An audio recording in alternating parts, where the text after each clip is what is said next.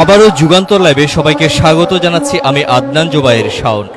আপনারা দেখতে পাচ্ছেন এই মুহূর্তে বিএনপির কেন্দ্রীয় কার্যালয়ের সামনে বিএনপির অঙ্গ ও সহযোগী সংগঠন ছাত্রদল, যুবদল এবং স্বেচ্ছাসেবক দলের যেই তারুণ্যের সমাবেশ, সেই তারুণ্যের সমাবেশে যোগ দিতে ইতিমধ্যে বাংলাদেশের বিভিন্ন প্রান্ত থেকে ছাত্রদল, যুবদল এবং স্বেচ্ছাসেবক দলের নেতাকর্মীরা বিএনপির কেন্দ্রীয় কার্যালয়ের সামনে নয়াপল্টনে এসে তারা যোগ দিয়েছেন।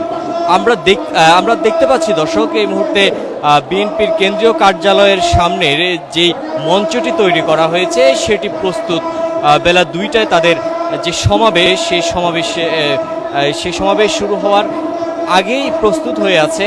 যেই মঞ্চ সহ যে আনুষঙ্গিক কাজ ছিল সবগুলো প্রস্তুত হয়ে আছে। এই মুহূর্তে আপনারা দেখতে পাচ্ছেন বিএনপির নেতাকর্মীরা সমাবেশস্থলে এসে যোগ দিয়েছেন। বাংলাদেশের বিভিন্ন প্রান্ত থেকে ছাত্রদল, যুবদল এবং স্বেচ্ছাসেবক দলের নেতাকর্মীরা এসে সমাবেশে যোগ দেওয়ার উদ্দেশ্যে এখানে এসে যোগ দিয়েছেন।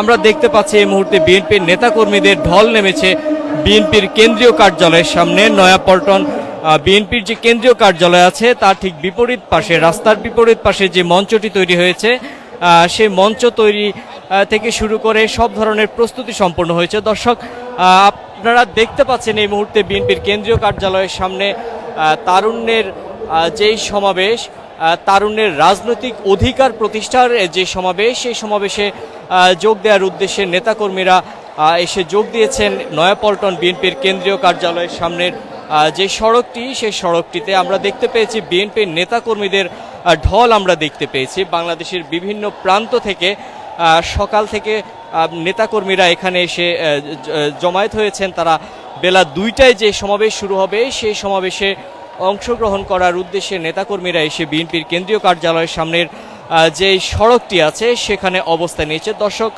আপনারা এই মুহূর্তে দেখতে পাচ্ছেন নয়াপল্টন বিএনপির কেন্দ্রীয় কার্যালয়ের সামনে যে সড়কটি, সেটি ইতিমধ্যে বিএনপির নেতাকর্মীদের ঢল আপনারা দেখতে পাচ্ছেন। দর্শক, আপনাদের এই মুহূর্তে যদি দেখাই যে ফকিরাপোল মোড় থেকে শুরু করে নয়াপল্টন বিএনপির যে কেন্দ্রীয় কার্যালয় আছে, কেন্দ্রীয় কার্যালয়ের সামনে থেকে শুরু করে বিজয়নগর মোড় পর্যন্ত আমরা দেখতে পেয়েছি বিএনপির নেতাকর্মীদের যে ঢল, সেই ঢল আমরা দেখতে পেয়েছি।